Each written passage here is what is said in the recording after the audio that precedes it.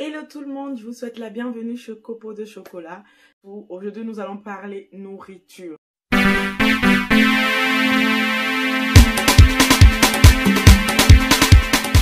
tout le monde, je vous souhaite la bienvenue chez Copo de Chocolat. J'espère que vous allez bien et que ce déconfinement, ça se passe super bien. En tout cas, moi, je suis toujours confinée jusqu'au mois de juin. Parce que je ne vais pas me permettre de sortir avec toute cette vague de personnes qui est à dehors. J'ai vraiment peur. Mais si vous allez au travail, vous avez des activités, vous avez des enfants, tant que vous sortez protégé, le masque, le désinfectant et vraiment prendre toutes les précautions pour éviter de choper quelque chose. Pas uniquement que le corona, hein, mais d'autres maladies aussi. Il faut vraiment faire attention. Donc j'espère que vous faites beaucoup attention quand vous mettez les pieds dehors. En tout cas, moi je sors uniquement pour aller faire des courses, pour manger. Sinon à part ça, je suis à la maison. J'attends encore qu'on ait plus d'informations pour pouvoir mettre les pieds dehors vraiment et profiter du beau soleil. Ben, on n'est pas ici pour parler du corona ni rien du tout. Aujourd'hui, nous allons parler nourriture. Nous allons parler nourriture parce qu'il commence à faire super beau. Donc, on a tendance à vouloir manger léger. On va vouloir faire des trucs un peu plus gras et trucs. Je sais pas pourquoi, on est vraiment à l'inverse parce que j'ai remarqué qu'en hiver, on mange pas vraiment gras. Mais en été, on mange bien beaucoup de fritures. Quand je dis gras, je parle de beaucoup de fritures. Donc aujourd'hui, j'ai 4 idées recettes pour vous. Pratiques, simples à faire et vraiment à ma manière. Vous allez voir que toutes les nourritures que je cuisine, tous les plats plutôt que je cuisine, je les fais vraiment à ma manière parce que j'aime bien rajouter mon petit grain de sel dedans et tout pour changer. Mais je pars toujours sur la recette de base parce que je pars du principe que nous avons une bonne nourriture, genre, que ce soit africaine, européenne, américaine et tout. Il faut toujours partir sur la base et rajouter quand même son petit grain de folie dedans. Il ne faut pas essayer de changer automatiquement toute la recette. Non, il faut juste apporter quelque chose de nouveau dans une recette traditionnelle. En tout cas, c'est ce que je prime moi.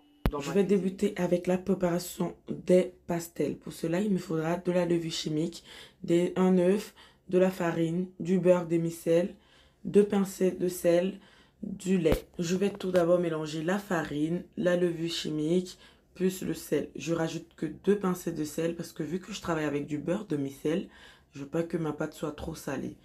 Ensuite, je vais incorporer mon œuf, mon beurre. Je vais mélanger jusqu'à ce que la pâte soit homogène, sans oublier de rajouter à chaque fois du lait.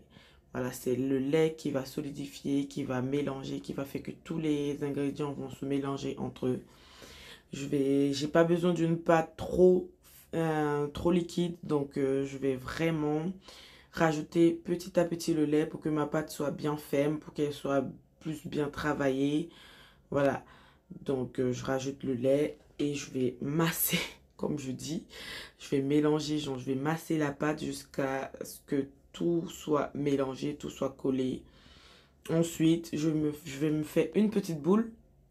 Je vais rajouter du lait et je vais laisser monter pendant 40 à 1 heure. Quand je finis de former ma boule, je rajoute du lait. Moi, je rajoute toujours du lait par-dessus pour que, je sais pas pourquoi, mais j'aime bien rajouter du lait. Je sais pas vraiment. Vous n'êtes pas obligé de rajouter du lait par-dessus. Vous pouvez le filmer et le mettre dans un four pour qu'il puisse monter pendant 40 à 1 heure. Pendant ce temps, je vais m'attaquer à la farce et à la sauce d'accompagnement. Là, j'aurai besoin d'oignons, de l'ail, du gingembre, des carottes, de champignons, de tomates, de poivrons, de persil, poivre, un peu de paprika, huile, sel et du cube jumbo. La préparation est simple. Je prends ma viande. Moi, je préfère prendre le bœuf que je hache moi-même. Je fais revenir dans du beurre.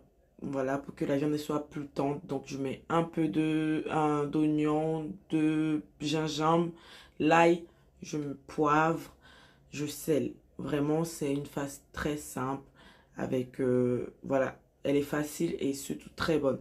Je vais rajouter un petit peu de farine. Normalement, je rajoute de la maïzena, mais là, je rajoute de la farine dedans pour pas que ma pâte elle soit trop dure après, elle devienne tout sèche. Donc ensuite, je mets un petit peu de tomate pour donner de la couleur. Attaquer à la petite sauce d'accompagnement. Donc c'est simple, je rajoute dans ma casserole de l'huile, je mets tous les oignons, l'ail, gingembre qui me reste, je mets les carottes, le poivron, les tomates ensemble. Après j'assaisonne, cubes, sel, poivre, un petit peu d'eau, je laisse cuire, bien cuire pour avoir une bonne petite sauce d'accompagnement. En fait, c'est cette sauce que, parce que j'aime pas les pastels toutes seules, elles sont trop sèches. Bah, pas les miennes, on peut les manger toutes seules, mais j'ai l'habitude de manger avec une petite sauce. Donc, je fais vraiment la petite sauce. Après, quand ma pâte, elle a monté, elle est bien. Je vais faire mes petites cercles. Je vais incorporer la viande à l'intérieur et je vais faire mes petites étoiles. Non, c'est pas des étoiles, c'est des lunes. Voilà, je vais faire mes lunes et par la suite, je vais les griller. Donc, je les fais cuire à l'huile bien. Et puis, vu que j'ai utilisé de la levure chimique, ma pâte, elle est dorée, elle est croustillante et en même temps fondante. Elle a une très belle couleur. Avec la sauce, c'est magnifique. Voilà. Que mes explications sont un peu plus rapides, mais je vais mettre toutes les informations dans la description. Voilà. Là, je vais m'attaquer au jus de gingembre. Pour cela, il va me falloir de la purée d'ananas, que je l'ai fait moi-même, de l'orange, du gingembre africain. Je précise, je préfère le gingembre africain parce qu'il est beaucoup plus piquant, il a beaucoup plus de goût.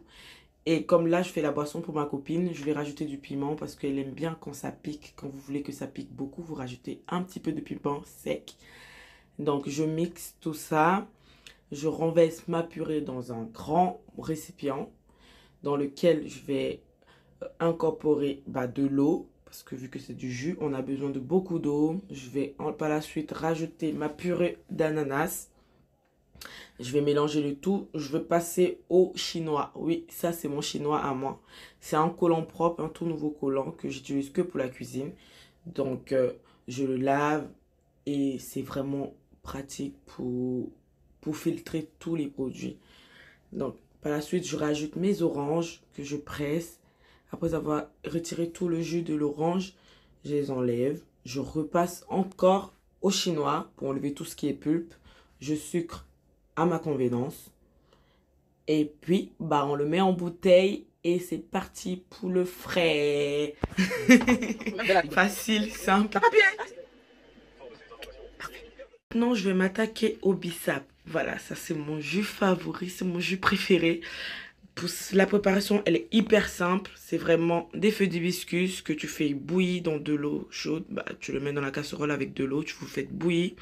Quand ça a bien bouilli, vous rajoutez les feuilles de menthe que vous laissez infuser. Après, on rajoute les oranges.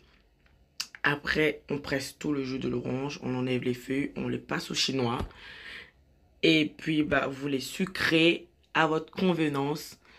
Direction le réfrigérateur. C'est vraiment une boisson simple, rapide à faire, donc je vais pas m'attarder dessus parce que je pense que tout le monde sait faire. La dernière recette, c'est simple, ce sont des petits beignets qu'on mange chez nous en Côte d'Ivoire avec des petites vermicelles. Donc ce sont des beignets tout jaunes, donc on les appelle des jaunes jaunes. Ce sont des beignets qu'on mange à 16 h, ils sont super bons accompagnés de vermicelles.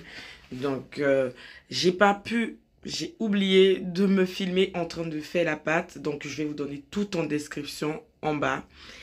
Et maintenant, pour les petites vermicelles, c'est vraiment un truc simple. C'est une petite sauce à base de oignons, tomates, un peu de laurier, un peu de gingembre et tomates concentrées. Sans oublier le thon.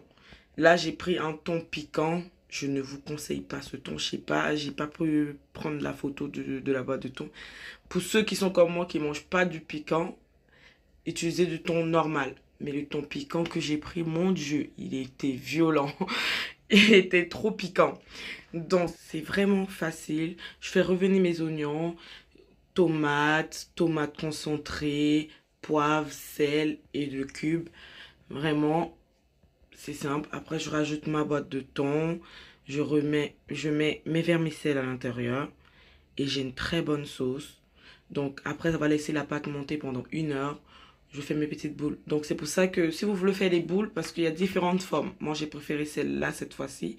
Donc quand vous voulez faire des boules comme ça, il faut éviter que la pâte soit trop épaisse. Donc vraiment, elle doit liquide comme si vous faites des beignets.